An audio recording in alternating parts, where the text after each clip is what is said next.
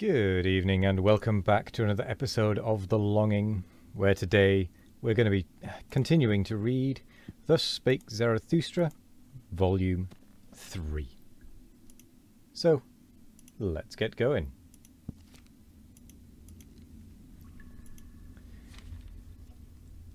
O my soul, to thy domain gave I all wisdom to drink, all new wines, and also all immemorially old strong wines of wisdom. O my soul, every sun shed I upon thee, and every night and every silence and every longing. Then grewest thou up for me as a vine. O my soul, exuberant and heavy dost thou now stand forth, a vine with swelling udders and full clusters of brown golden grapes. Filled and weighted by thy happiness, waiting from superabundance, and yet ashamed of thy waiting. O my soul, there is nowhere a soul which could be more loving and more comprehensive and more extensive. Where could future and past be closer together than with thee? O my soul, I have given thee everything, and all my hands have become empty by thee. And now sayest thou to me, smiling and full of melancholy, which of us oweth thanks? Doth the giver not owe thanks because the receiver received? Is bestowing not a necessity? Is receiving not pitying? O my soul, I understand the smiling of thy melancholy. Thine overabundance itself now stretcheth out longing hands. Thy fullness looketh forth over raging seas, and seeketh and waiteth. The longing of over-fullness looketh forth from the smiling heaven of thine eyes. And verily, O my soul, who could see thy smiling and not melt into tears? The angels themselves melt into tears through the over-graciousness of thy smiling. The graciousness and over-graciousness is it which will not complain and weep.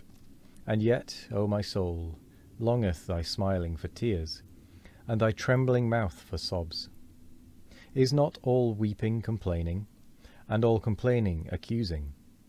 Thus speakest thou to thyself, and therefore, O my soul, wilt thou rather smile than pour forth thy grief? Than in gushing tears pour forth all thy grief concerning thy fullness, and concerning the craving of the vine for the vintager and vintage knife. But wilt thou not weep? Wilt thou not weep forth thy purple melancholy? Then wilt thou have to sing, O my soul, behold, I smile myself who foretell thee this. Thou wilt have to sing with passionate song, until all seas turn calm to hearken unto thy longing. Until over calm longing seas the bark glideth, the golden marvel around the gold of which all good, bad, and marvellous things frisk. Also, many large and small animals, and everything that hath light, marvellous feet, so that it can run on violet-blue paths. Towards the golden marvel the spontaneous bark and its master. He, however, is the vintager who waiteth with the diamond vintage knife.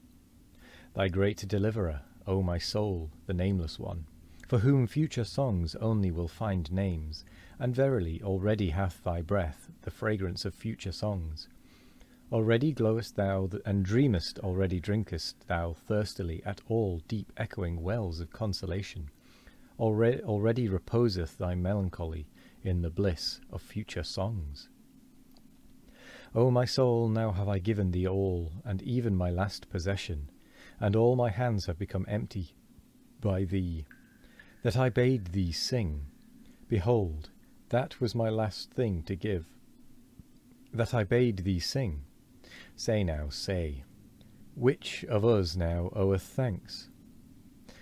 Better still, however, sing unto me, sing, O my soul, and let me thank thee. Thus spake Zarathustra. 59. The Second Dance Song. 1. Into thine eyes gazed I lately, O life. Gold saw I gleam in thy night eyes, my heart stood still with delight. A golden bark saw I gleam on darkened waters, a sinking, drinking, reblinking golden swing bark. At my dance frantic foot dost thou cast a glance, a laughing, questioning, melting, thrown glance. Twice only mov'dst thou thy rattle with thy little hands, then did my feet swing with dance fury. My heels reared aloft, my toes they hearkened, thee they would know, hath not the dancer his ear in his toe? Unto thee did I spring, then fledst thou back from my bound, and towards me waved thy flying tresses round. Away from thee did I spring, and from thy snaky tresses then stoodst thou there half turned, and in thine eye caresses. With crooked glances dost thou teach me crooked courses, on crooked courses learn my feet crafty fancies. I fear thee near, I love thee far, thy flight allureth me, thy seeking secureth me. I suffer, but for thee, what would I not gladly bear? For thee whose coldness inflameth, whose hatred misleadeth, whose flight enchaineth, whose mockery pleadeth. Who would not hate thee, thou great bindress, inwindress, temptress, seekress, findress? Who would not love thee, thou innocent, impatient, wind-swift, child-eyed sinner? Whither pullest thou me now, thou paragon and tomboy? And now foolest thou me fleeing, thou sweet romp dost annoy. I dance after thee, I follow even faint traces lonely. Where art thou? Give me thy hand, or thy finger only. Here are caves and thickets, we shall go astray. Halt, stand still, seest thou not owls and bats in fluttering fray? Thou bat, thou owl, thou wouldst play me foul. Where are we? From the dogs hast thou learned thus to bark and howl. Thou gnashest on me sweetly with little white teeth, thine evil eyes shoot out upon me, thy curly little mane from underneath. This is a dance over stock and stone, I am the hunter, wilt thou be my hound, or my chamois anon? Now beside me, and quickly, wickedly springing, now up and over, alas, I have fallen myself over swinging. O see me lying, thou arrogant one, and imploring grace. Gladly would I walk with thee in some lovelier place, in the paths of love through bushes variegated, quiet, trim, or there along the lake where gold fishes dance and swim. Thou art now aweary, there above are sheep and sunset stripes. Is it not sweet to sleep, the shepherd pipes? Thou art so very weary, I carry thee thither. Let just thine arms sink, and art thou thirsty? I should have something, but thy mouth would not like it to drink.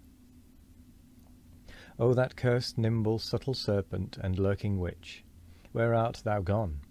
But in my face do I feel through thy hand 2 spots and red blotches itch. I am verily weary of it, ever thy sheepish shepherd to be. Thou which, if I have hitherto sung unto thee, now shalt thou cry unto me. To the rhythm of my whip shalt thou dance and cry, I forget not my whip, nor I. 2. Then did life answer me thus, and kept thereby her fine ears closed. O Zarathustra, crack not so terribly with thy whip.